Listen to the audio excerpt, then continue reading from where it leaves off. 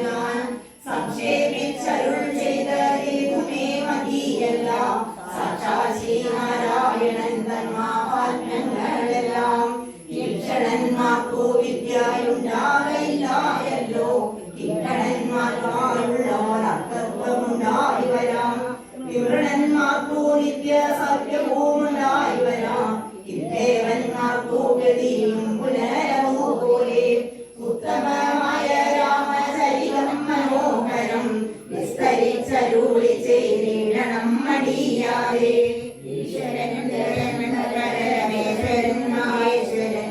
ഈശ്വരിയുടെ ചോദ്യം ഇങ്ങനെ കേട്ട നേരം